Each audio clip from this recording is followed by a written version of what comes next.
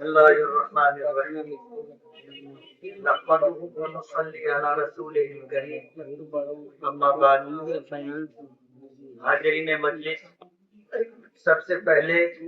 جمعیت علماء مالیگاؤں مدنی روڈ کی طرف سے میں بالخصوص حاضرین کو اور بالعموم ملک بھر کے تمام باشندوں کو ملک کی آزادی 15 اگست کی مبارکباد پیش کرتا ہوں۔ آپ نے ملک کی تاریخ سے، آزادی کی تاریخ سے متعلق بہت اختصار کے ساتھ مولانا عمران امجد ندوی صاحب کی بات سنی ہے۔ یہ ملک ہم سے چھینا گیا تھا اور اس ملک کے چھینے جانے کا اور ملک کے رہنے والوں کی غلامی کا سب سے زیادہ احساس مسلمانوں کو تھا، اور انگریزوں نے جن سے ملک چھینا تھا وہ جانتے تھے کہ اگر ہمیں کوئی اس ملک سے بے دخل کرنے کی کوشش کرے گا تو وہ صفحے اول میں مسلمان ہوں۔ اس لیے حالات جس طرح کے بنے، ان حالات کے اندر خاص طور پر اس ملک میں اکابرین علماء کو، ہمارے ملک کی آزادی کے لیے جدوجہد و کوشش کرنے والے لوگوں کو، علماء کرام کو نشانہ بنایا گیا اور چن چن کر کے انہیں یا تو پھانسی کی سزا دی گئی، یا کالے پانی کی سزا دی گئی، یا انہیں ملک بدر کیا گیا۔ یہ سلسلہ چلتا رہا اور ملک کی آزادی کے لیے کوششیں ہوتی رہی۔ ہر محاذ کے اوپر مسلمانوں نے اس ملک کی آزادی کے لیے قربانیاں دی ہیں، اور مورخین نے لکھا ہے کہ اس ملک کی آزادی کے لیے جتنا ہم نے خون بہایا ہے، برادران وطن نے اتنا پسینہ بھی نہیں بہایا۔ یہ ملک آزاد ہوا، اور آزادی اللہ پاک کی بہت بڑی نعمت ہے، اس کی قدر دانی ضروری ہے۔ دو بات اختصار کے ساتھ کہنا چاہوں گا۔ پہلی بات تو یہ کہ ملک کی آزادی کی تاریخ کو آج فرقہ پرست لوگ مٹانے کی کوشش کر رہے ہیں، اور جس وقت لال قلعے کی فصیل پر اٹل بہاری نے 15 اگست کو جو تقریر کی تھی، وہ ملک کے بی جے پی پارٹی کے پہلے وزیر اعظم تھے۔ انہوں نے آزادی کی تاریخ میں کسی مسلم مجاہد کا اور اس ملک کے لیے اولین قربانی دینے والے اور سب سے زیادہ قربانی دینے والی قوم مسلمانوں کا کوئی تذکرہ نہیں کیا۔ حضرت مولانا سید اسد مدنی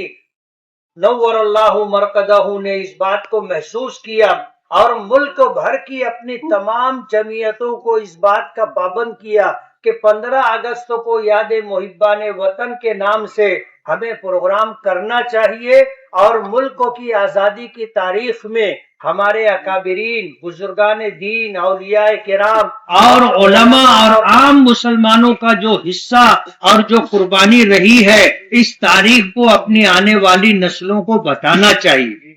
اگر ہم نے تاریخ کو فراموش کر دیا تو دنیا ہمیں فراموش کر دے گی، اور ہماری آنے والی نسلیں جب اپنی تاریخ سے ناواقف ہوں گی تو یہ محسوس ہوگا کہ اس ملک کی آزادی میں ہمارا کوئی حصہ نہیں رہا۔